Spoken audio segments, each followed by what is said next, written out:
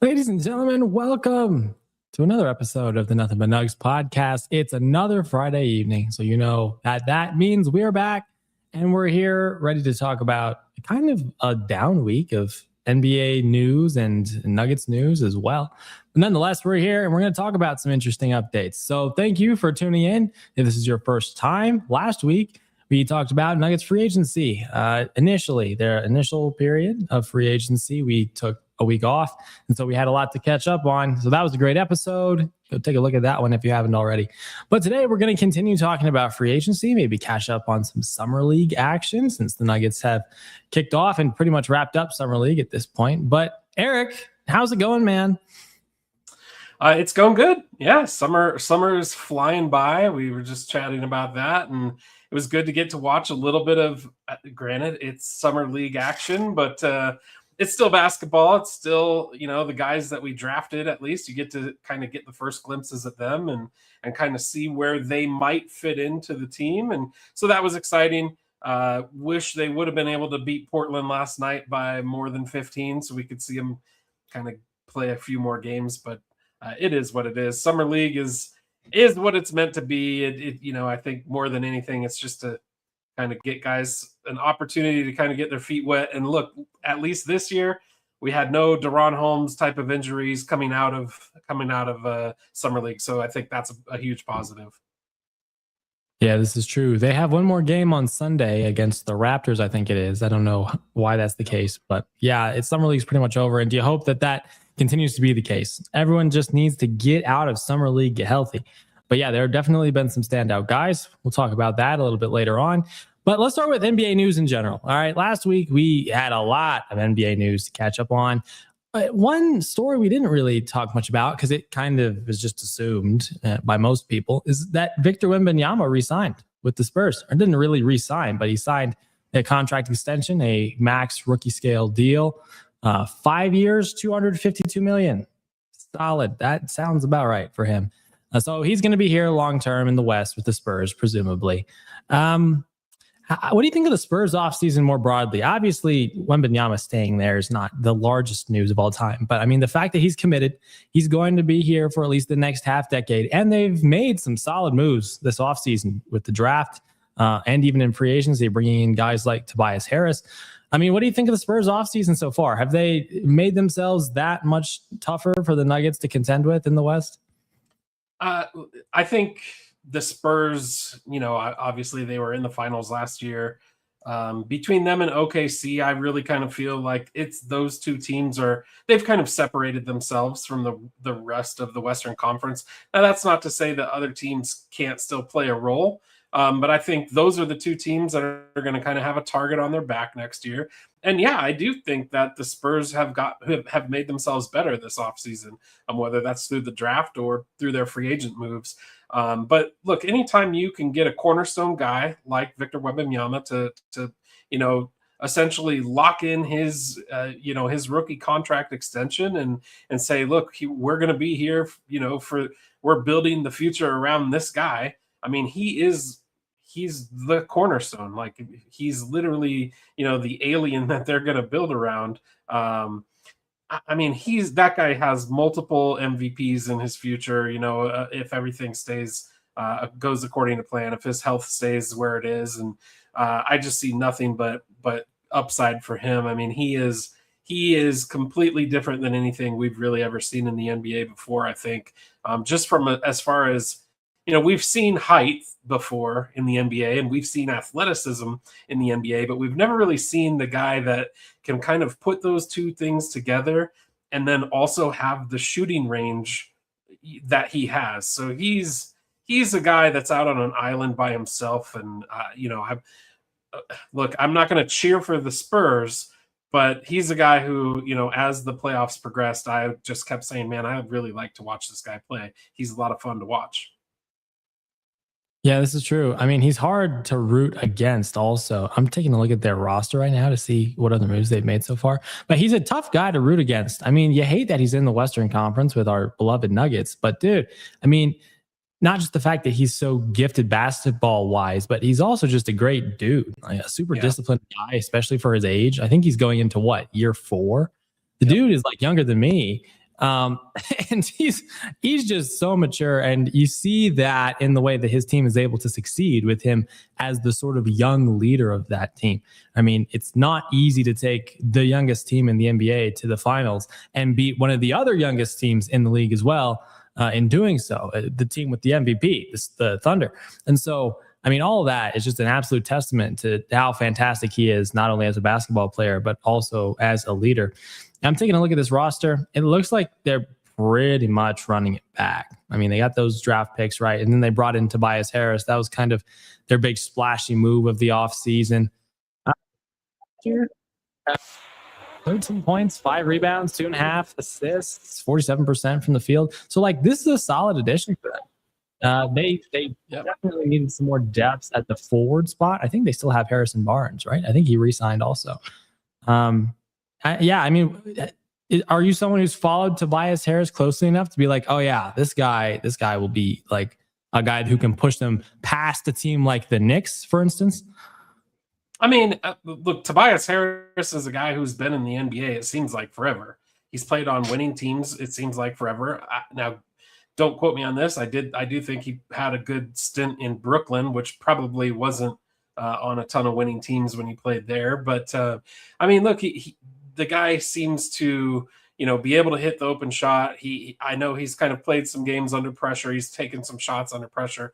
So is he going to be a guy that can push them over the edge? I don't know. But I think, look, we talked about this a little bit. We talked about this during the finals. I think one of the things that kind of stood out to me in the finals, this was just a stat that I remembered. I think it was with regards to the starting five. They were comparing the starting fives from the Michigan team that won the national championship and the Spurs starting five. And the Michigan team actually was older, combined ages than the Spurs. And to me, that's what really stands out, is that in the NBA, for those of us who have watched the NBA long enough, you know how it usually goes. Usually you've got to have heartbreak before you're able to kind of reach that pinnacle. But usually that heartbreak doesn't happen for the first time in the finals. You usually see a team lose, whether it be in the conference finals or even before a second round exit, when they, were supposed to be a really good team. The Spurs didn't do that. They made it all the way to the finals as this super young team. So I think adding a guy like Tobias Harris, that's a kind of a veteran piece. And maybe that was something that they need a little bit more of, is kind of that veteran guidance to reel them in when that, young guys, they sometimes make young mistakes. We saw it happen in the finals. It was just here and there in brief spots, but that play when Wemby grabbed the rebound and tried to hit Castle on the outlet, and Castle turned around and wasn't even looking for the ball, that ended up being a giant momentum play in that game. And I mean, I'm not saying it would have changed the series completely, but I think veteran presence on the court can sometimes slow that down and make sure things like that don't happen. And I kind of think that's what Tobias Harris was brought in for. Yeah, the one thing that I do think they need to kind of get figured out, though, in San Antonio is, they have De'Aaron Fox, but they also have oh gosh, why is my mind going blank right now? Harper. Dylan Harper. Mm-hmm. They've got to make a choice there as to who's going to be the guy that is on the court, because I think Harper kind of showed what he is going to be, but we all know what De'Aaron Fox can be as well. I don't know if there's enough, are you going to let Harper continue to grow coming off the bench? I don't know. He seems like almost too good of a talent to have coming off the bench and, being kind of a bench rotational guy. So I don't know. I think that's kind of the one area where they might have to, I mean, who knows? They may even make a move with De'Aaron Fox to try and, free up more time to give to Harper. So we'll see how it goes, but I don't know. Those are good problems to have for a really talented San Antonio team, I think. Oh, absolutely. I mean, I'm looking at this roster. Depth is definitely an issue for them in like the best way possible, right? Yeah. You got Wemby, you got Vassell, you've got Keldon Johnson, Harris now in the mix with Harper, with Fox, with Champagny, Castle, Bryant, Barnes. Like that's 10 right there. And that's not even mentioning like Luke Cornett, who was their backup center from last season, for whatever that's worth. But yeah, they've got a lot of rotational stuff to figure out, and it'll be very interesting to see who kind of gets put where, right? Because I mean, how do you manage this starting lineup? You have Fox, you're paying Fox a crud ton of money to be a really good starting point guard, but at the same time, you have Harper, you've got Castle at the 2 guard, you also have Vassell who can play the 2, maybe a little bit of the 3, but mostly the 2, and then I mean, at the 3, now you've got Tobias Harris and you've got Champagny. So someone's going to have to play the 4. Very interesting situation for the Spurs. But all good stuff, obviously, from their perspective. So, yeah, that's the Wemby news and the Spurs news more broadly. LeBron, still unsigned, still a free agent. I don't know if that's necessarily surprising. I mean, at this point in his career, he's in no rush to get signed anywhere. So that makes sense. He's still weighing his options. He's actually receiving voice notes from different organizations. With like an audible pitch, like a verbal pitch, since he apparently is not meeting with everybody in person. But at this point in time, something that's interesting, especially based on what we talked about last week, where we think our best fits for him are, top 3 teams in contention for him at this point: 76ers, Heat, and Cavs. In fact, I think Tyrese Maxey and like the whole gang of the top 3 guys on that team, I think it's now Brown, Embiid, some of those guys, I think, all reached out to him. If not, it was just Maxey as the leader of that group doing that, reaching out to LeBron. Thoughts on this? It seems like LeBron's decision is getting closer. I mean, he has everything he needs, presumably, at this point in time to make a decision on who to sign with. Any thoughts on these 3 teams being at the top of this list? I mean, we talked about it last week. I still just can't see it being the 76ers because I just can't imagine him ending his career in Philadelphia. That's just me. I feel like he's going to go to one of the 2 places that he knows. Again, I kind of leaned towards the Heat just because of the golf aspect. I really do think that might play a role, but obviously he's from Cleveland or the Cleveland area. He's from Akron, but it's right next to Cleveland. So that's where home is. And so it would not shock me at all to see him go back to Cleveland to kind of finish what he started. But, I did see some things I thought were kind of interesting with regards to some stuff with the league and the actual television contracts that are being discussed right now. They're kind of being held up by the fact that LeBron hasn't signed yet, which is, I mean, it's kind of crazy to think that 41, 42, I don't know exact age, but 41-year-old guy is essentially holding up billions of dollars worth of television rights. It's kind of mind-blowing to think about, but I think we'll probably find something out within the next week. That's kind of my guess. I know he's kind of led on to insinuate that he's close to making a decision. And look, LeBron, for everything that he is, and don't take this the wrong way, he is great. He deserves all the flowers. He deserves all the accolades that he gets. But the guy does like the spotlight. There's no question about that. And so anytime he can kind of drag something out and get a little bit more spotlight, I think he'll take it. Yeah, that makes sense. Pretty classic LeBron. But yeah, I did see that too. I think I saw the commissioner comment on that, right? Where like the schedule is still kind of pending just because he hasn't signed yet. I mean, if there was ever an argument at this point in his career as to why he might be the best player of all time, I mean, that's a pretty solid justification for it. Just the fact that, again, this guy has just meant so much to the sport, and his decision at this point in time means so much that it's literally holding up like an entire scheduling process. And so that's pretty darn incredible.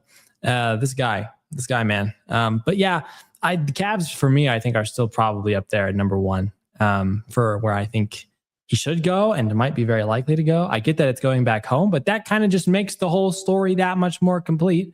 And at the same time, I mean, we talked about this last week, but Mitchell, Harden, I get that Harden hasn't technically re-signed yet. People online are joking that he's waiting to see where LeBron goes so he can follow him. But then you got Mobley, you got Allen. This is a team that's very complete and is built to win in the Eastern Conference. That's super appealing, you have to think, to a LeBron James. So my guess, if I had to make one, I'm going to guess he goes to the Cavs. I think it's just the best overall fit. But it's interesting to see that that's the case and that teams are still trying to make their pitch. It seems like the Nuggets have kind of dropped out of that competitive list, like competition for him. I don't even really know how to think about that, but it is what it is. The Nuggets roster just isn't as appealing as it possibly should be if they're going to try to make that legit in terms of their pursuit of him. And, you know, the fit in the West is just not a decision I think he's probably very likely to make. We do have some comments. We can talk about those actually at this point. I don't know if you guys are going to touch on this later in the episode, but I saw some rumors about Peyton Watson being signed and traded for Derrick Jones. Just want to know your thoughts. I don't really like it. We talked about this last week. We did. I was a fan. I think Eric was kind of a fan of this, but we can touch on this again in a little bit more depth later on in the episode, because I did want to touch on that a little bit, and the fact that another team has kind of snuck into the mix for P. Watt. So solid. As far as Tobias Harris goes, Tobias Harris is a vet leader, in my opinion. He can be the thing that pushes them over the hump, especially with all the young guys progressing too. Yeah, I mean, solid veteran guy. Didn't even mention that he shot like 37% from three last year and had a defensive rating of 110. So solid veteran dude. Kind of like, you could almost maybe envision him like a Kentavious Caldwell-Pope, maybe from the Nuggets 2022-2023 team. You know, a team that had been competitive the last few years, almost got to the finals in the Nuggets case, but just didn't have that veteran leader there to help push them over the top. And so it's very possible that Harris could be that for the Spurs. Could totally see that. I think he's a little bit better of a shooter, I think. Than KCP was, but both give you the effort on the defensive end. That's for sure. This is true. That's what they need. Well, not that they need it, right? They're one of the best defensive teams in the league, but it's good that that's a fit. The Spurs just made a lot of rookie or young guy type of mistakes, and it cost them, I think, is probably what it coded them, something like that. Yep. But they're really talented. Harper's going to be a stud. So personally, I'm choosing Harper over Fox. Yeah, long term, that makes tons of sense. Right now, though, I don't know how they're going to deal with that. I don't know how big the trade market for Fox is. But again, just tough decisions for the Spurs to have to make. It really is. Like, so much depth. We talked about that. The Spurs just made a lot of... Oh, it's just an edited version of the last comment. I see. I gotcha. Yeah, it costs them. Mm-hmm. Oh, okay. And that's the second part of that. Okay, cool. Well, that's all the comments. Yeah, a lot of thoughts on the Spurs, it looks like, and that's understandable. You know, I mean, why don't you just like talking about the Spurs? It's tons of fun.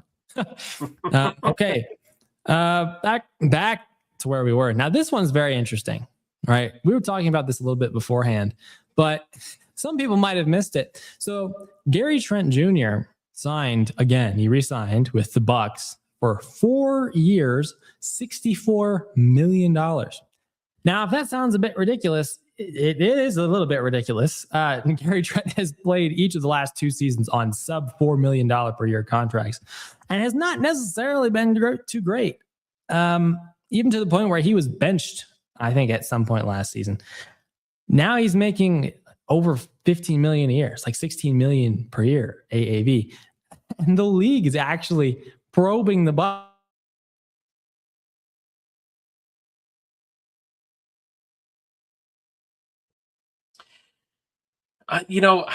Sorry, Chris. It looks like we lost your mic.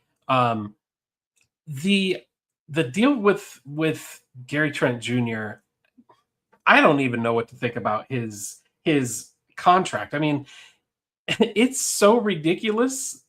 You nailed it. For a guy that was, a sub $4 million guy who was benched during the season and then comes out getting, in free agency and gets a $16 million a year deal. That was an eye opener for a lot of folks throughout the league, especially. I don't know what the advantage is, to be honest with you. I don't know why they would do that. you know, I get that there were other teams out there that were potentially looking at Gary Trent Jr., but certainly nobody was knocking on his door for 16 million a year. So I don't know. It's kind of mind blowing. I'm not exactly sure why they went that route. I guess we'll see, but to me it seems like they could have had money better spent somewhere else. They could have saved themselves probably a good 12 million a year to just bring him back on his roughly 4 million a year type of average salary. So I don't know, that one's a weird one. That's a head scratcher to me. Yeah, that is a bit weird. Can you hear me? Yep, we're good. Okay, perfect. Yeah, it's so weird, and that's why the league's kind of digging into it. They think that there might have been a deal made a few years ago while the Bucks were more competitive, since they were dealing with some other salary cap related challenges. That they might have made an agreement at that point with Gary Trent saying, "Hey, okay, the next few seasons we'll pay you below what we think you're actually worth." But after we have some more cap flexibility, then we'll give you a legitimate contract that we think you're actually worth. And so that's kind of why the league is digging into this, because this really doesn't make any sense. Makes tons of sense from the Bucks perspective, right? You're trying to bring in quality depth during a period of time where you're trying to compete, and you're like, well, how could we maybe try to sneak this guy onto our team, in a way that doesn't seem too strange. But I mean, it does look very strange now, especially based on how he performed last year. So very funky stuff going on there. We'll see what the NBA's investigation into that, or probe into that, ends up bringing back. But man, oh my goodness, the Bucks doing a ton this offseason that's just not very good for their reputation. But I guess it's kind of been building over the last few years. That's unfortunate. But yeah, that's the fun news story of the week, is Gary Trent Jr. Now we got to shift to some Nuggets news, man. We talked about this guy a little bit on last week's episode. The Nuggets made it official. They made it official. They went out, they signed EuroLeague Defensive Player of the Year, Alpha Diallo, to a 1-year, $1.4 million contract, signing him away from a Dubai team that he was going to play for this upcoming season.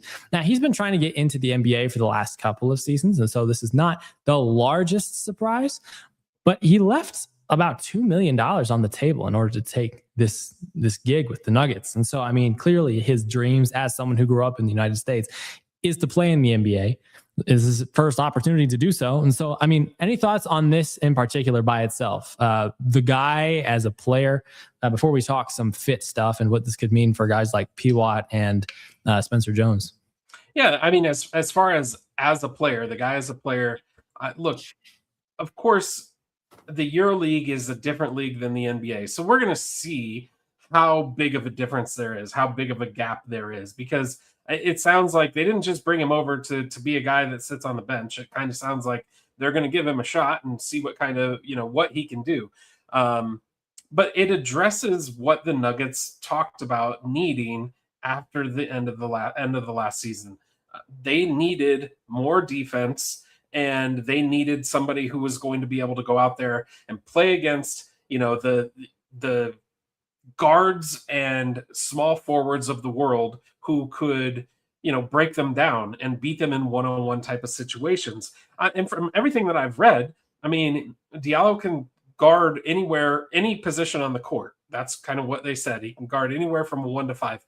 I doubt he's going to be guarding many 5s in the NBA, but if you can get a guy who can really guard a 1, 2, and 3 and be able to put him on any one of those 3 that are out there on the court, I think that's an advantage anytime you have that ability to do so.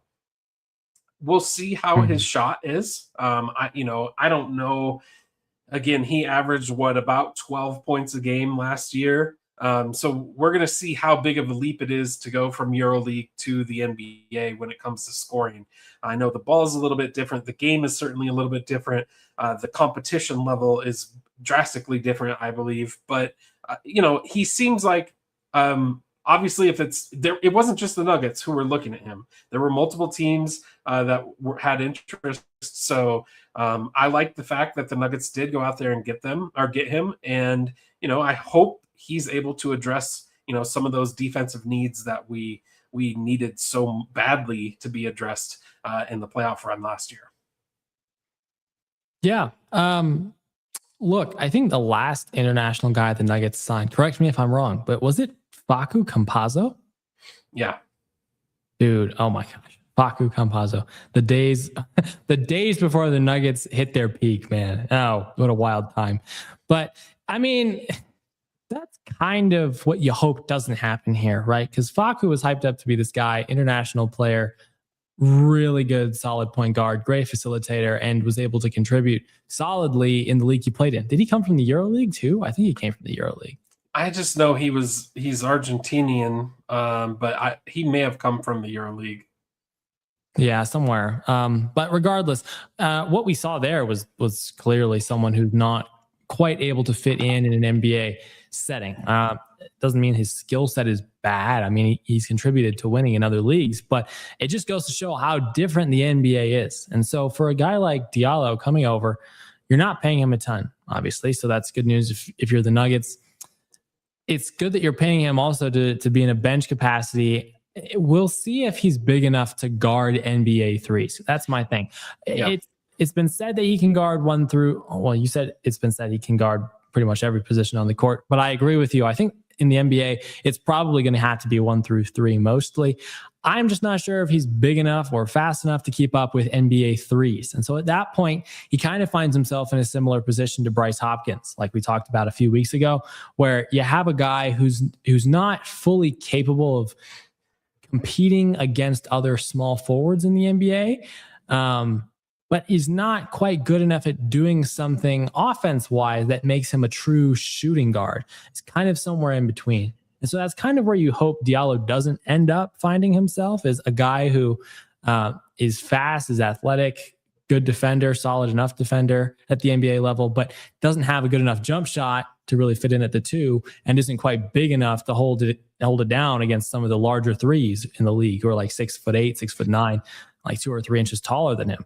So we'll see how that all plays out. But if there's one thing to like, if there's one thing to be excited about, it's the fact that he's a defensive minded guy, and the offense is good enough to the point that him joining a Nuggets coaching staff that has a reputation, at least 1 year in, for developing guys offensively, you could totally see the hope there that his shot improves enough or stays solid enough to the point where he becomes a solid contributor off the bench for this team at probably the small forward position, considering he's the only other small forward on the roster right now besides Cam Johnson. I guess Bryce Hopkins too, right? But Bryce Hopkins hasn't officially signed his contract yet, even though that's anticipated.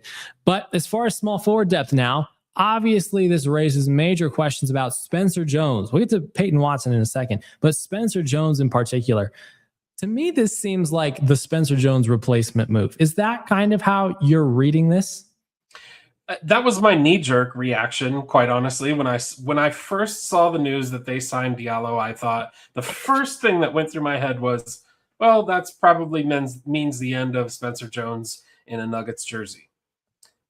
But then I thought about, and a lot of the things that you just talked about, he's not proven in the NBA. Whereas with Spencer Jones, you do know what he's going to give you. You do know that he can guard, those that anywhere, probably 2s and 3s, sometimes even occasionally 4s if it's the right matchup.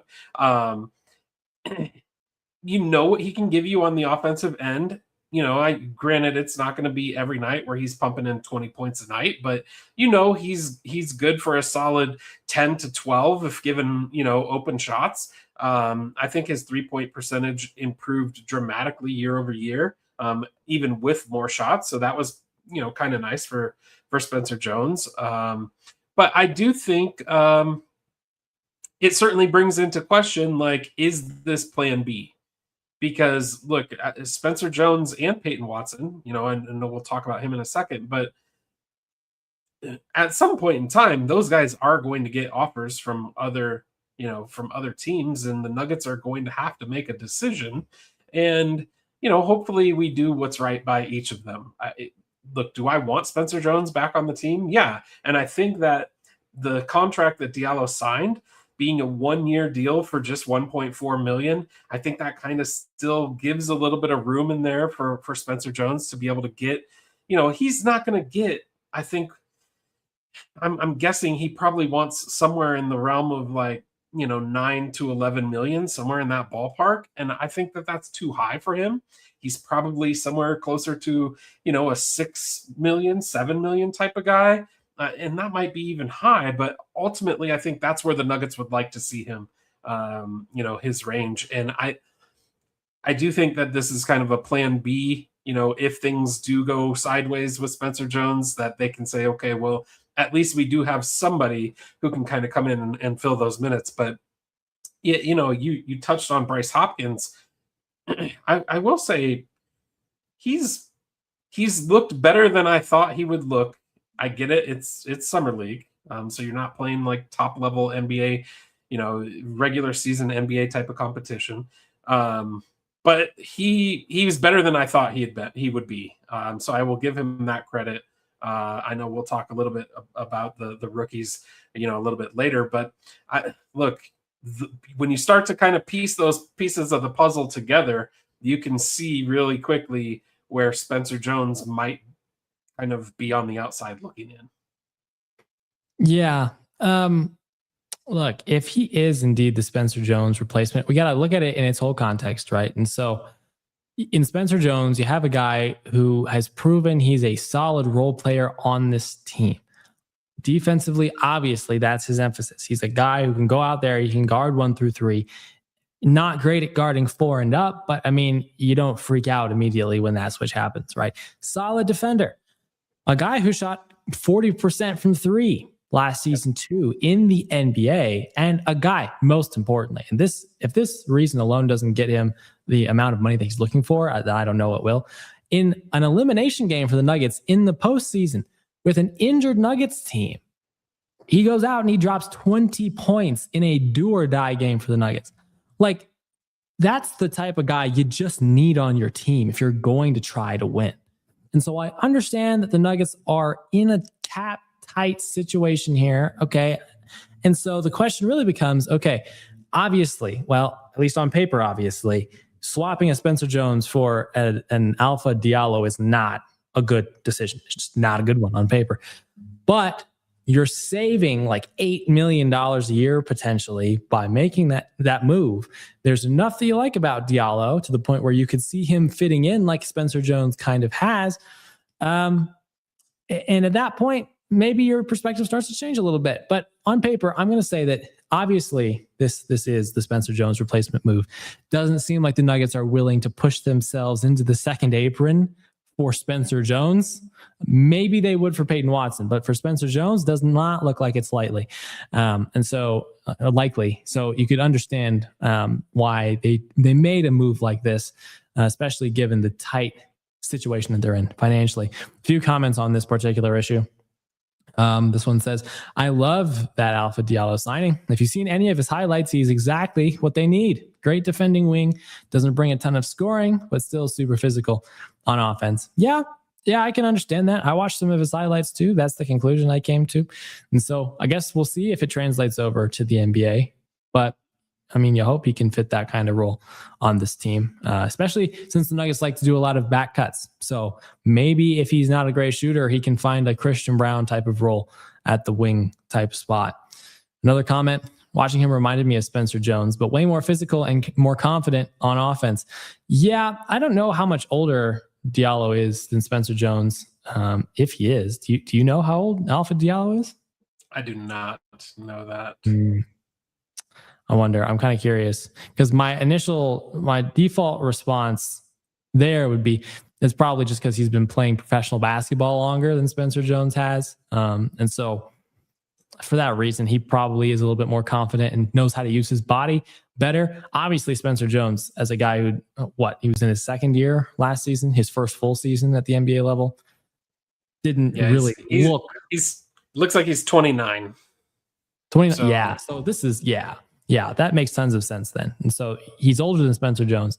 He's been playing professional basketball longer than Spencer Jones. And so he's a lot more refined that way, which is not something I considered actually. Does that kind of change your perspective at all on Alpha Diallo, now factoring in the fact that he's kind of in like the prime of his career and has that sort of veteran experience? I mean, I think you would point to that if he signed longer than a 1-year deal, then that might be something that, you would kind of look with Spencer Jones. I think you hit the nail on the head. You had a guy give you 20 points in a do or die game.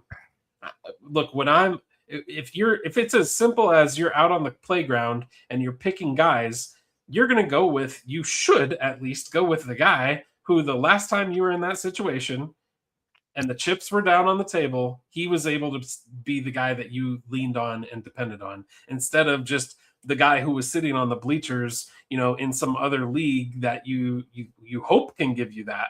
I don't know. I'm a bigger fan. I like Spencer Jones. I think that he has the ability to grow into something, that who knows what it might be, but I think his ceiling is a little bit higher than Diallo just because of that age factor. Yeah. Yeah, for sure. And the fact that he's just a better shooter, more complete offensive player, and a proven defensive player too.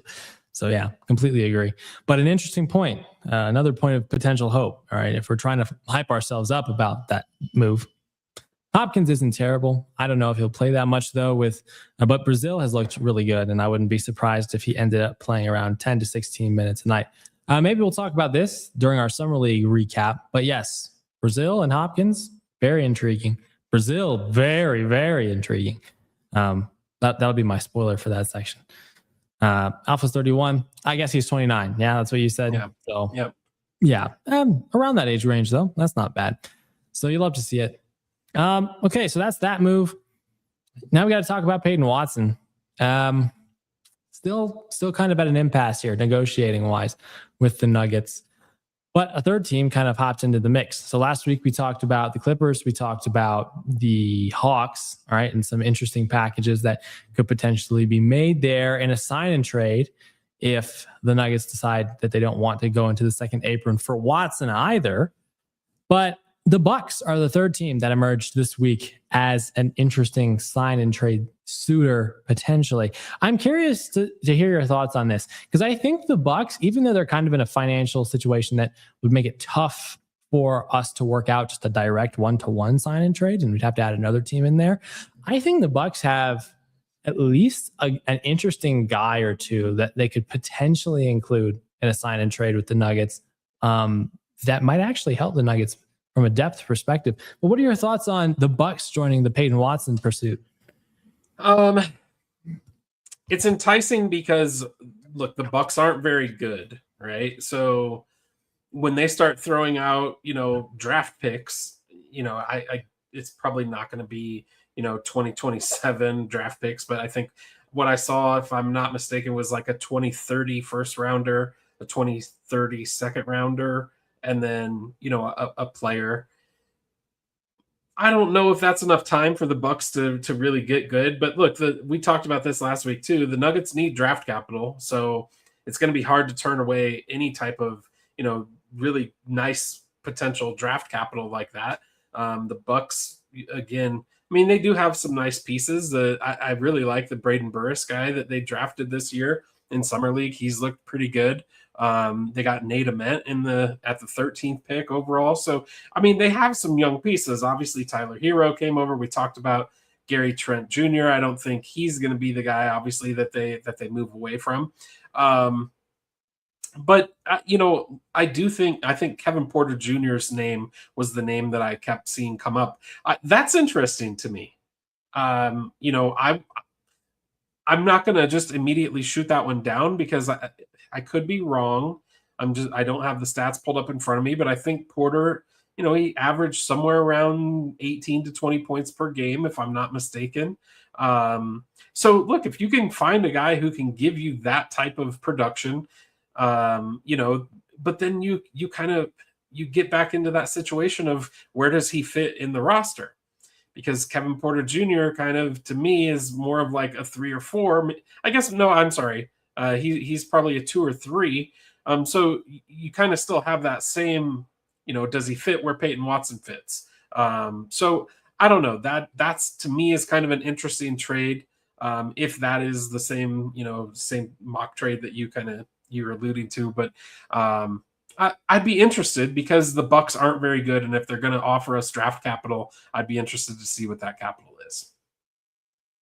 Yeah. And this is kind of where you might have to balance out the steal a little bit more than you want to if you're the Nuggets, because like realistically, the Nuggets are looking for a Walker Kessler type of return in a sign and trade for Peyton Watson. That I can almost guarantee you is not going to happen. Yeah. They're not getting 2 first-round picks and then 2 first-round pick swaps for Peyton Watson in a sign and trade.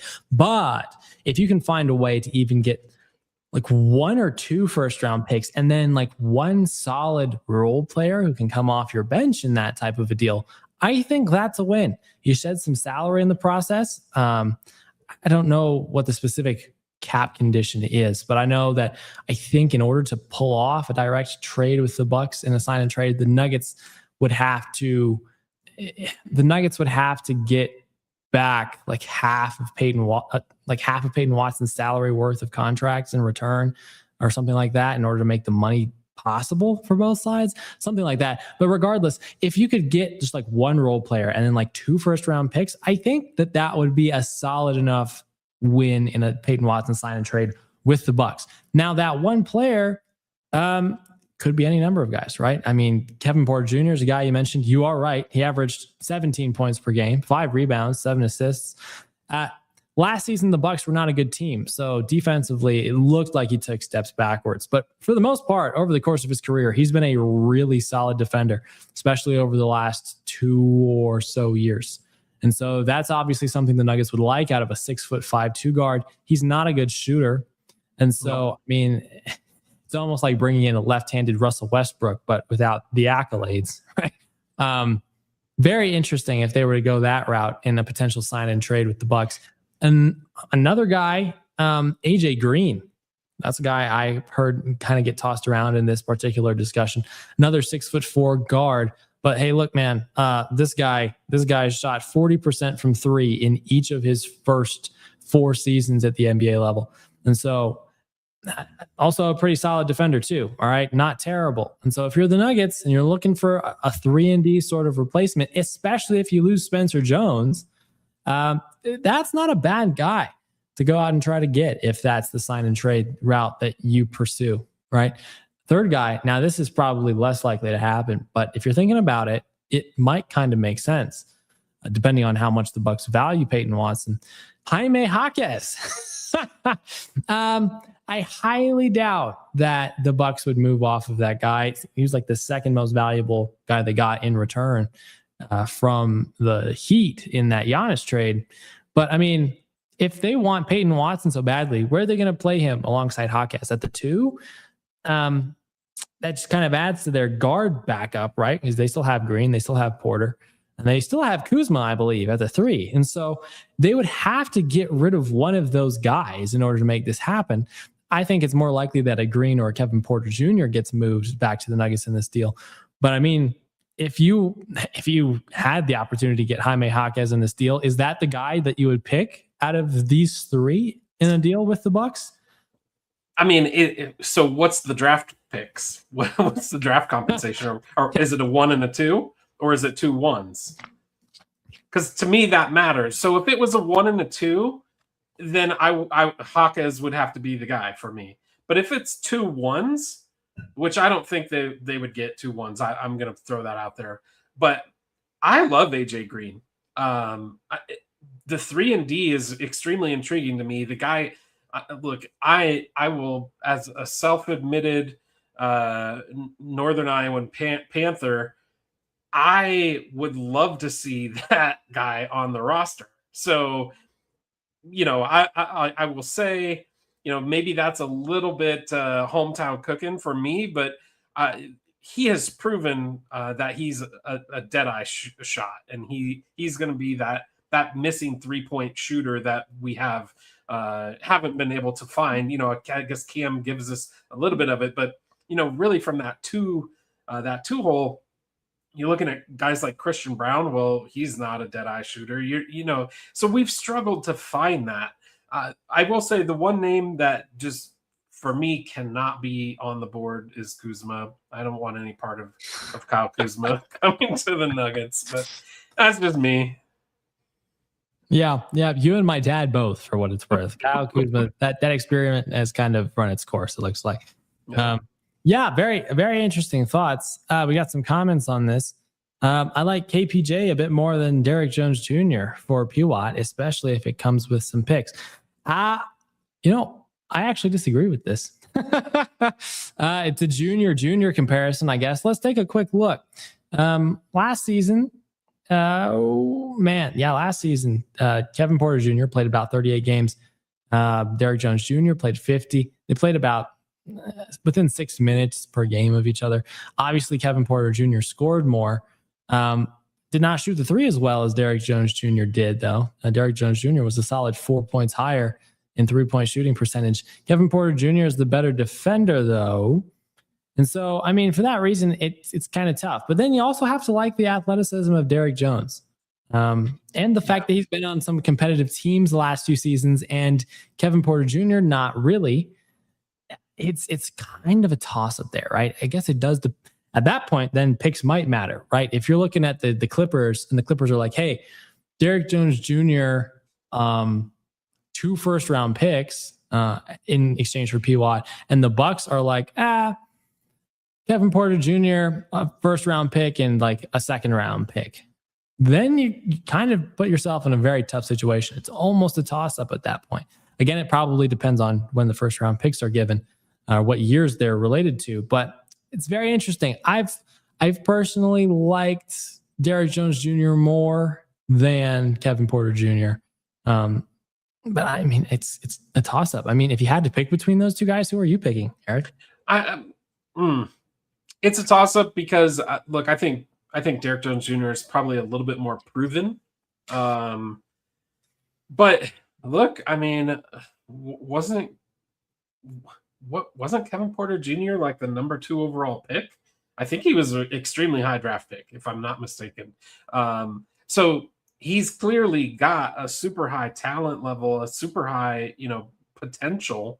But at some point, at what age does potential just kind of run out of steam and you are just what you are?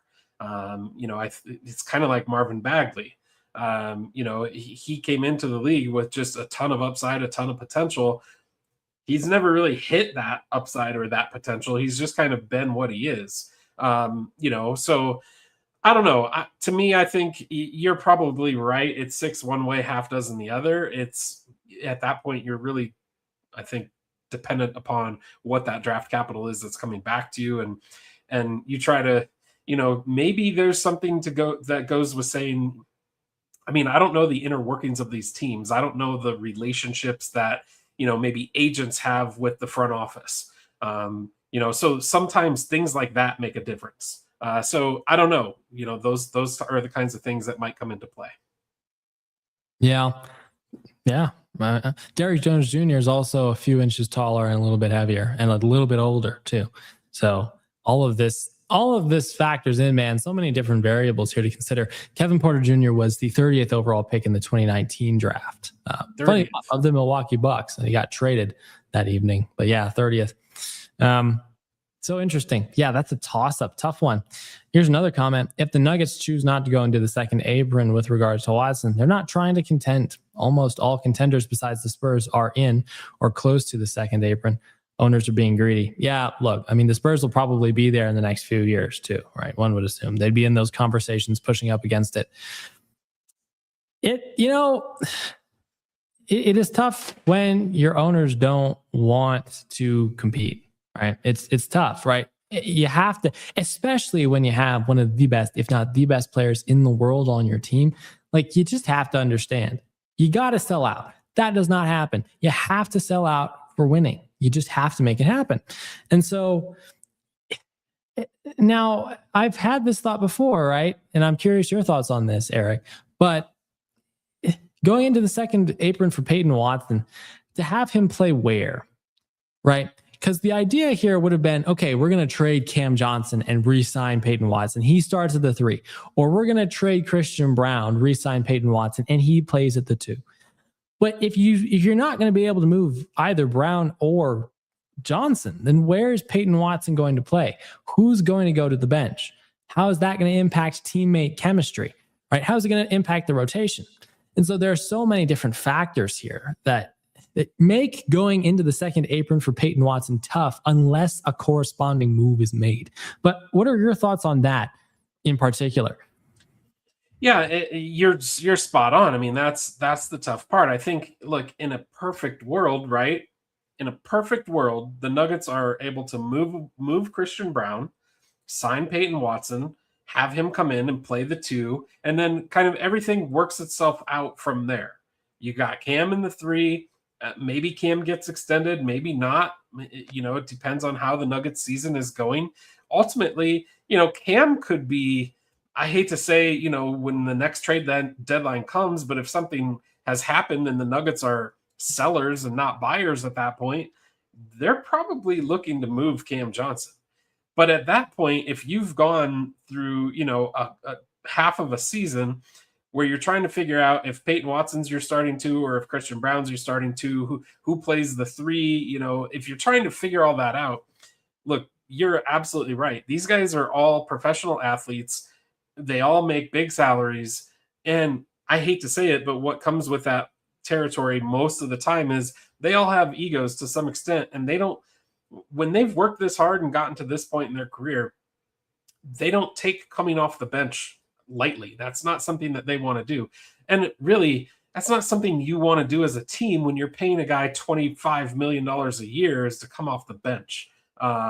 So in a perfect world, one of those three guys has to move to make everything else work on the team. That's just kind of how I feel.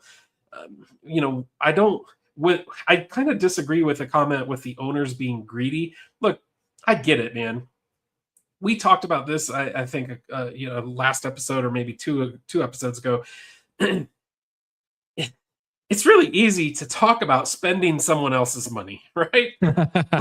but when it comes down to it, like, dude, the Nuggets front office, when you talk about the Cronkies, I'm not saying that they've been the best owners in all of sports, but they're really good owners. I mean, they do. When you look back throughout history, I mean, I'm not saying every move they made was the best or the right one, but it just, when they brought in Allen Iverson, going back to that, you can see that it wasn't just because they were wanting to, put butts in the seats at the Pepsi Center. They were going for it. And I do think that the Nuggets, they spent money on Jamal Murray. They spent money on Aaron Gordon. They thought they were spending good money on Christian Brown. It just turned out that Peyton Watson outperformed Christian Brown. Obviously, they're going to sign Joker to, whatever contract that they can afford to sign him to, because he's the best player in the world. So it's not that they don't spend money. It's just that they, in the NBA, the way the rules work, it's tough to have four guys on your team who are making, quote unquote, max money. And that's kind of what the Nuggets are up against right now. And, so I think the only way around it probably is to get rid of one of those three guys that we talked about. And it really sucks because, you've Christian Brown, obviously young guy, super talented, has a ton of upside. Peyton Watson, young guy, super talented, has a ton of upside. It kind of seems like the Nuggets made their bed with Christian Brown. Unfortunately, maybe a year too early, if you ask some, versus waiting to see who would be the better of the two between him and Peyton Watson. Yeah, right. It would have been a very different situation if it was Christian Brown right now in restricted free agency and Peyton Watson had the extension, or if they were both in restricted free agency, right? Maybe they would let Christian Brown walk. If he was asking for like $20-something million a year, that would have been a tough decision too. So very interesting situation all around there. Another comment here. Now, I hadn't considered this about Kevin Porter Jr. This comment says, the reason I like KPJ more is because he started as a point guard and we know he can handle the ball. And Derrick Jones Jr. isn't that type of guy. That's why I chose KPJ. This is a good reason. I hadn't thought about this. The Nuggets do need a backup point guard. And so if you were to bring in Kevin Porter Jr. to be your backup point guard, almost in like a Russell Westbrook type of capacity, where you're like, this is not a guy who's going to shoot well from three, but he's a guy who's going to get downhill. He's going to play solid defense. And he's a pretty solid energy guy, all things considered. And he's a good ball handler. He can operate the point guard position, then that's a solid selling point. I hadn't thought about that. I had not thought about that. I will admit that's kind of selling me more on KPJ in a trade with the Bucks involving Peyton Watson. Very intriguing.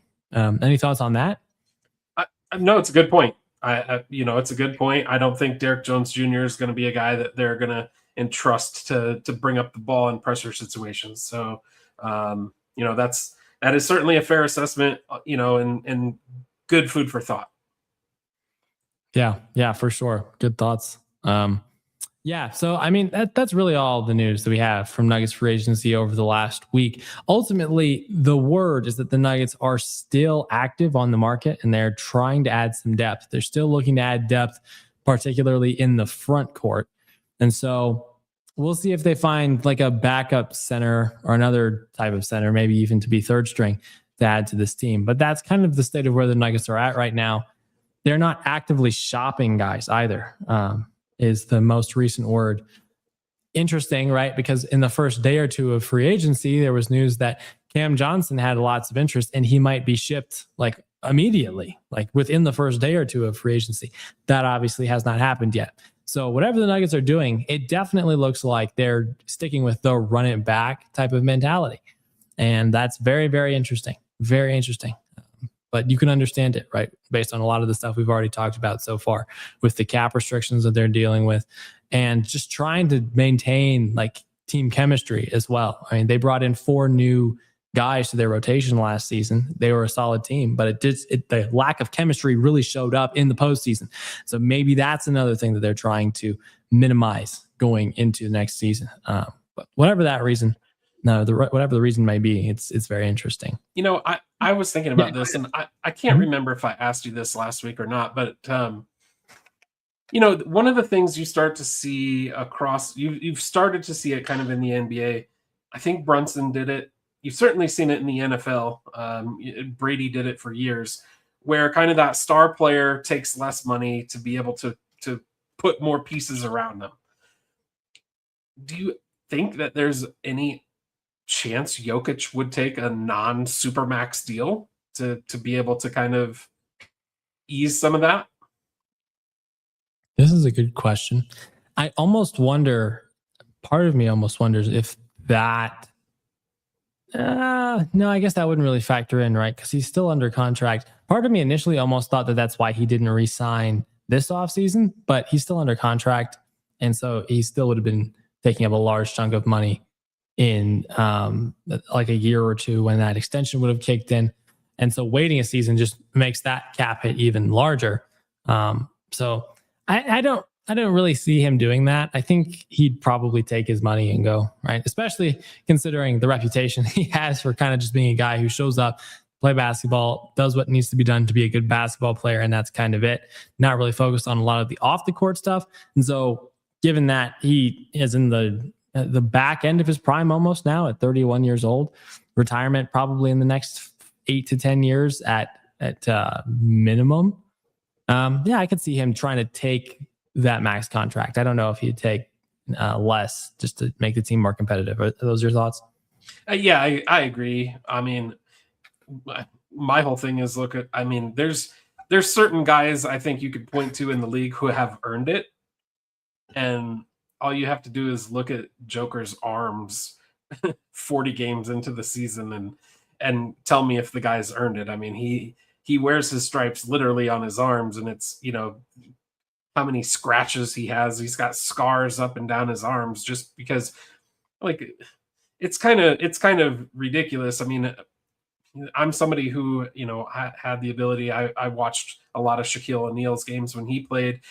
Shaq was one of those guys who he took way more physical abuse from, the other guards and centers and forwards in the league than he ever really got credit for.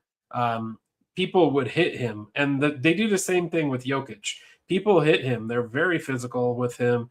They push him around. They shove him. He pushes back. And he, like I said, he wears his I don't know if you want to call them scars, his battle scars, but he wears them on his arms. And I'm not saying you don't see it with anybody else in the league. I'm sure there are other guys on other teams who kind of get that same type of abuse, but I just feel like in the league today, there's nobody quite like Jokic who takes that type of punishment night in and night out. Yeah, this is true. Yeah, that is a great reason why he's earned every cent of that money that he's going to get next offseason. Dude just takes an absolute beating for the sake of this team's success. No other way to put it, especially since he's carried this team so much over the last few seasons. Yeah, it's definitely going to be the case that he takes that in all likelihood. If not with the Nuggets, with someone else. But I think it'll be with the Nuggets. I think that'll be the decision he makes. Before we touch on Summer League, and another smaller interesting piece of news that has been discussed over the last week or so is the Nuggets looking for a new top assistant, preferably someone who has head coaching experience in the NBA. And so a name that's popped into conversations about that opportunity over the last week or so is Dave Yeager.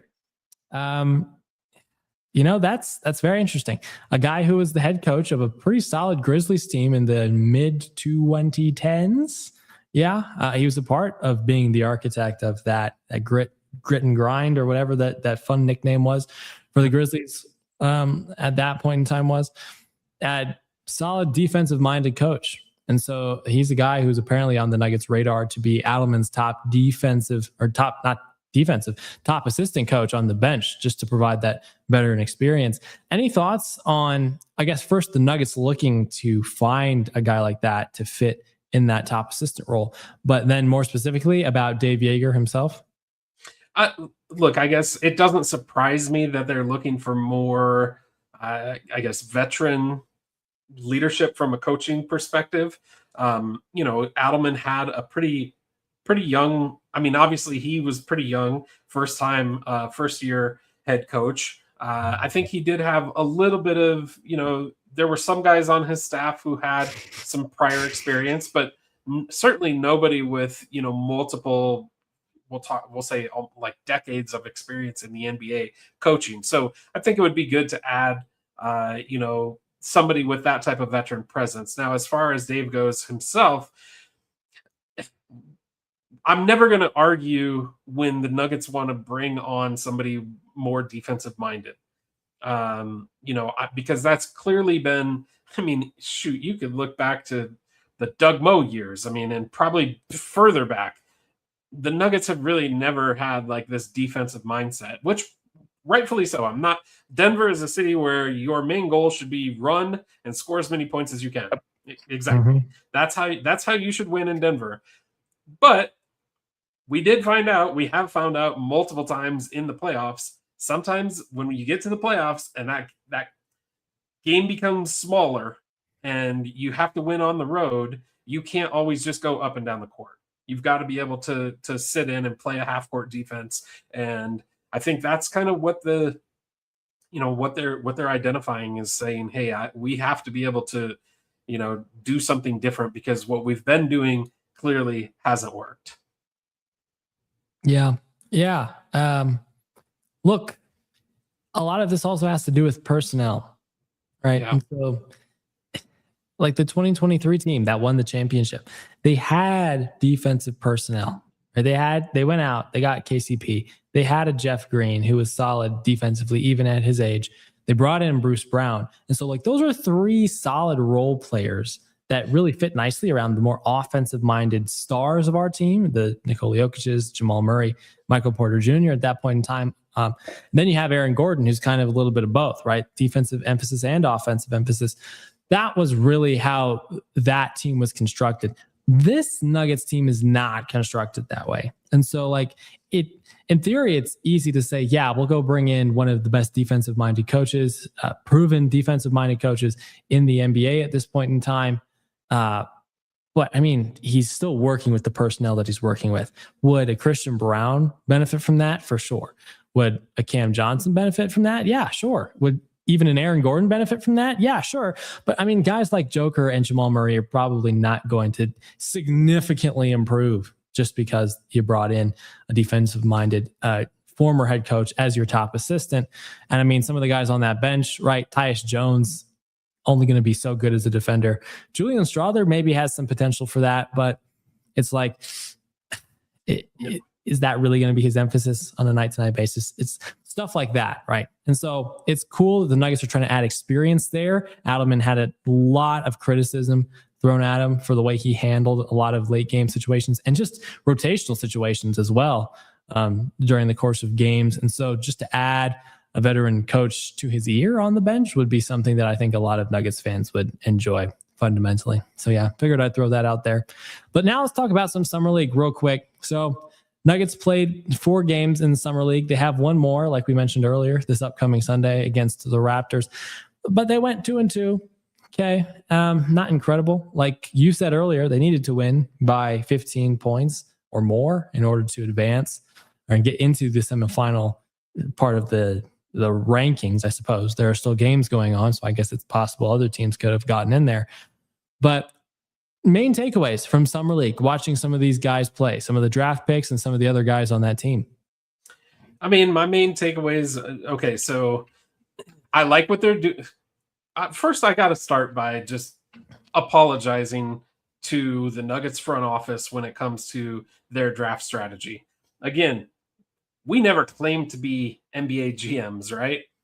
We had our heart set on a guy. We called it. They ended up drafting him, and then they traded him.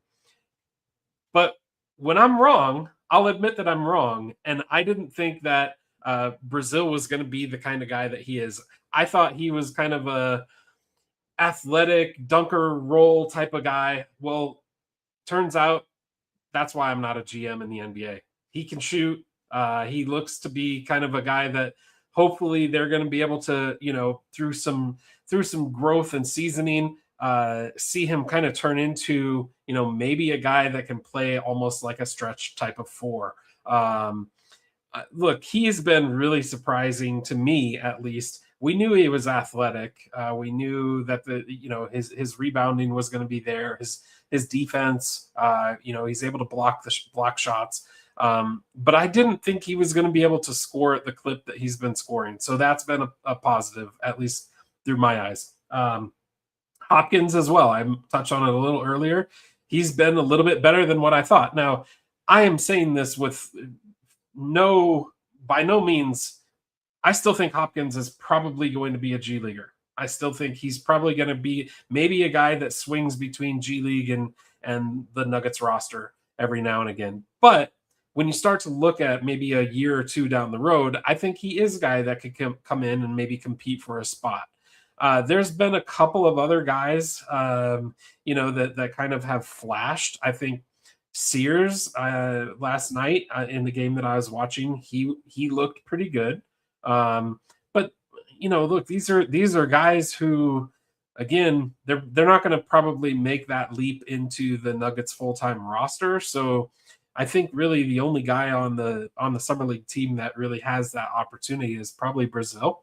But we'll see. I mean, it's good to have talent. That's kind of the part that I think is exciting for the Nuggets. I really wish they would have been able to beat Portland last night, maybe just for a little bit of bragging rights in my family because one of my sons is a Trailblazer fan, but we don't need to talk about that too much. The pain. Oh, my goodness. Wow. Even Summer League pain. He let me hear about it too. You had a great evening last night and morning this morning for sure. Yes. Yeah. Man, wild. So yeah, I mean, it's just cool to see the guys go out and ball. Obviously, basketball in summertime is not a bad little vibe, for a week or two, just to get the feel back. Since it's been like a month since the finals were a thing. So it's just cool to see basketball again. Look, yeah, I'm going to completely agree with you about Brazil. I didn't realize that he was that good of a shooter within the flow of an offense. Really did pick and pop really sharply, especially with Sears over the last few games. Had 32 points a few games ago. So, I mean, the guy is a lot better offensively than I thought he would be. He's really athletic too, obviously. So all the stuff that he was hyped up to be athletically is definitely the case. I think there's that one image of him like getting almost up to the top of the backboard to like block a shot. That's insane athleticism for a guy who's like 6'10".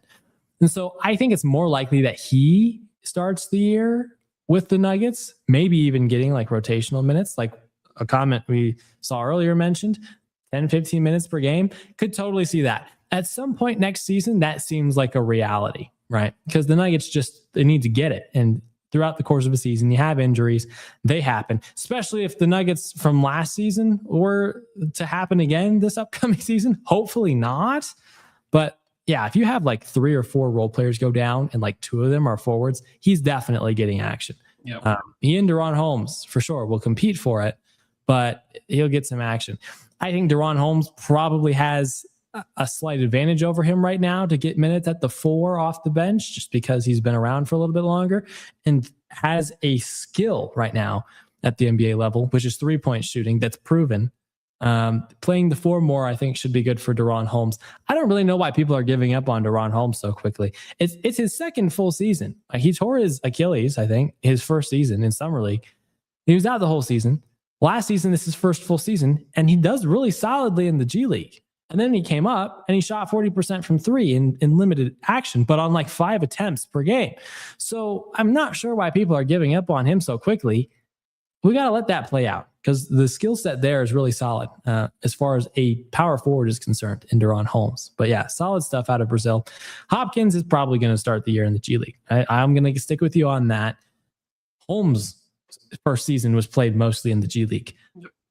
So he was a first round pick. Right. And so like for a guy like Hopkins who needs those everyday reps probably, and given that the Nuggets are pretty set right now with the forwards, Cam Johnson just signed Alpha Diallo, Christian Brown dabbles at the 3 every once in a while. So given that position is kind of set in theory right now, I could see Hopkins getting a lot of time in the G League too. But yeah, Mark Sears impressed. Then look, the Nuggets have 1 2-way contract spot open, I believe. Right, because they have KJ Simpson. KJ Simpson is the first 2-way contract that they have. Do you want to make your second 2-way contract another guard, another smaller guard like a Mark Sears? I'm not sure.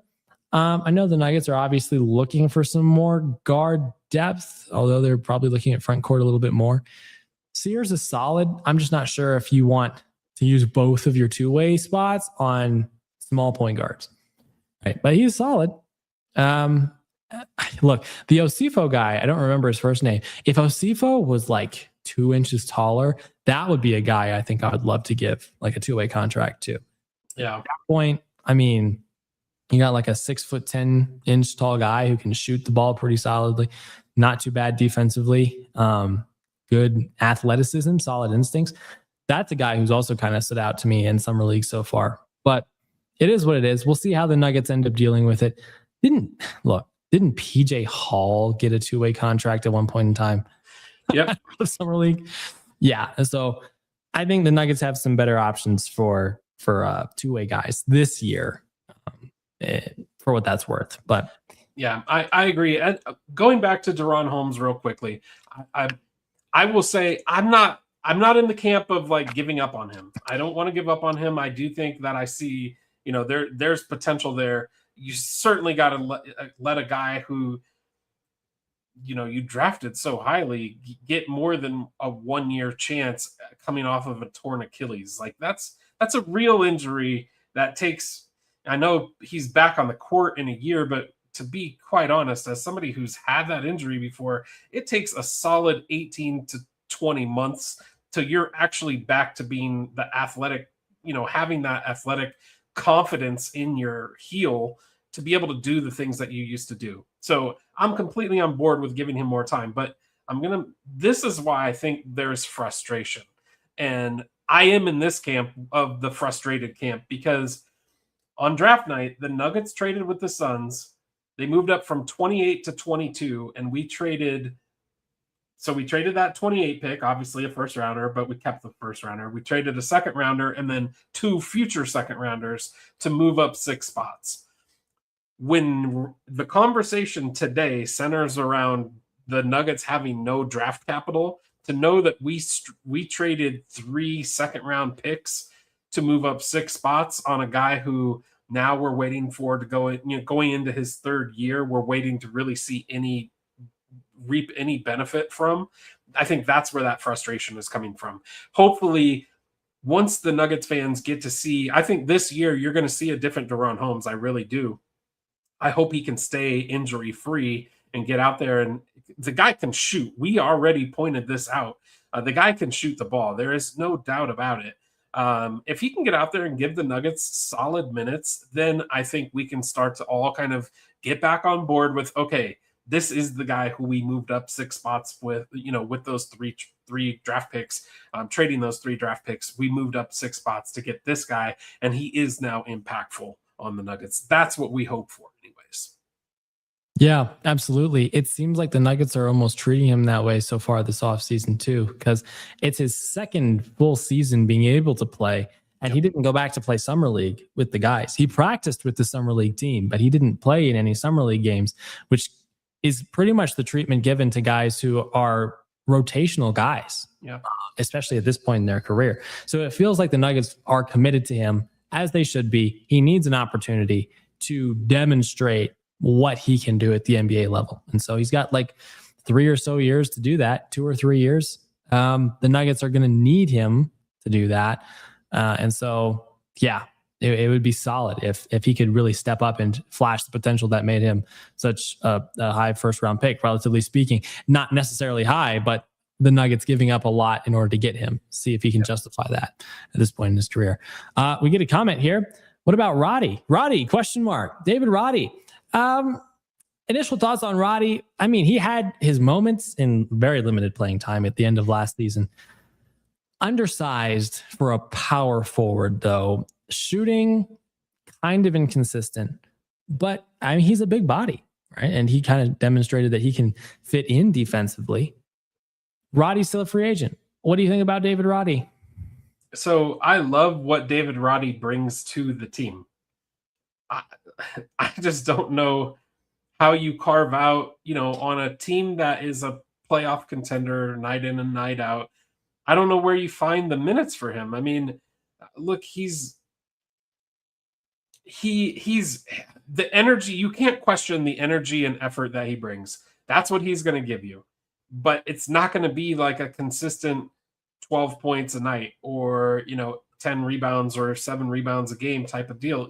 You're going to have nights where he probably gives you nothing from a point perspective. So it's hard to keep guys like that around. So that's, do I love him? Absolutely. I love having him at the end of the bench, kind of, if that's a guy who we could, kind of in the situation that they had him in last year, where they brought him in at the end of the year to really kind of fill out the roster. But look, that's just being selfish as a Nuggets fan. I know he's a CSU guy. I know there's a ton of people in Colorado who want to cheer for him. I think the best thing for him is probably to find a spot on a team where he can actually get the minutes, and see his game progress versus, coming and sitting on the bench for the Nuggets. That's my thoughts on David Roddy. Yeah, that makes sense. I would agree with that. He's 6'5", 255 pounds. The Nuggets already have one very unique big man on their team in Nikola Jokic. I'm not sure if they need another one. Yeah. It's just strange, and especially one who doesn't shoot well. He did not shoot well from 3 last year, and scoring, like I said, was relatively inconsistent. So I just don't see him being re-signed by this team for that reason. I think they have they have enough other guys at the forward spot, like the Bagleys of the world, the Brazils of the world, who can probably, the Holmes of the world, who can probably fit in better at a front court position off the bench than David Roddy can. And so, yeah, I don't really see that being a fit. So to that point, comment about this, Holmes and Brazil are better than Roddy. I would tend to agree. I would. I like both the potential of Holmes and Brazil over a guy like Roddy, who's been around for a few years now and just hasn't made it work. And so, yeah, we love him as a Colorado State guy, although I'm personally a CU fan. Sorry about it. But, I mean, I like to see the Colorado State guys succeed in general in the NBA level, even if it's not at the college level against CU. But, yeah, I mean, hopefully he gets another opportunity somewhere else and gets a chance to work on his skill set a little bit more this offseason. But yeah, so right now, in conclusion, to wrap up today's episode, after 3 weeks now, I think, of free agency, the Nuggets roster currently looks like this. Okay, we got Jamal Murray at the point guard You got Christian Brown at the 2, Cam Johnson at the 3, AG at the 4, Jokic at the 5. The bench is Tyus Jones at the 1, Julian Strawther at the 2, Alpha Diallo at the 3, Zeke Naji at the 4 probably right now. In the depth chart, you probably would put him up there, maybe even above Holmes. They'll probably battle it out with Brazil for minutes. And then Bagley at the 5. And then third string is KJ Simpson, Bryce Hopkins, and then you got Brazil.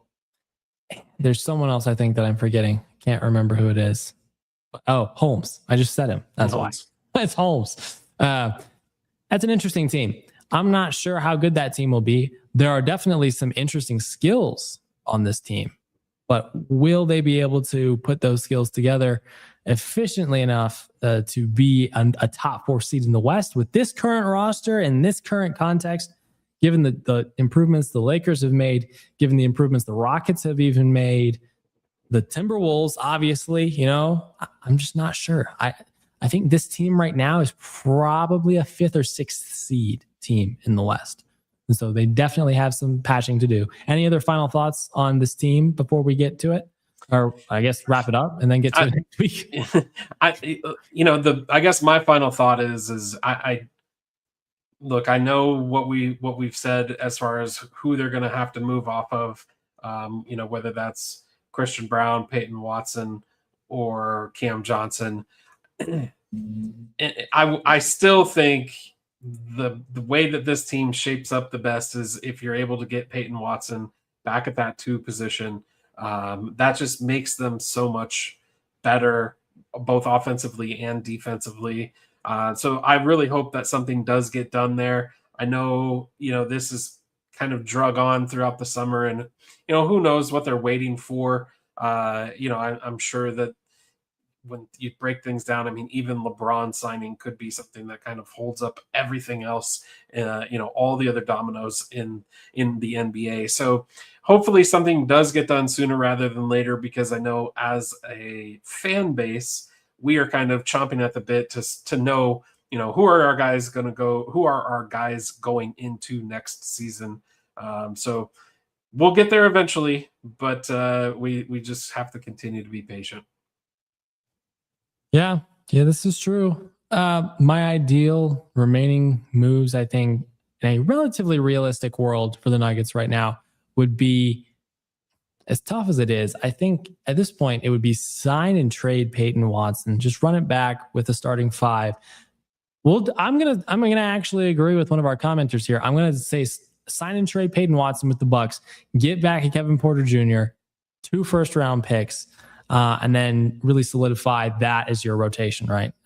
Where your bench looks something like Kevin Porter Jr., Julian Strawther, Alpha Diallo, and then some combination of Bagley and Brazil, or Bagley and Naji, or Bagley and Holmes.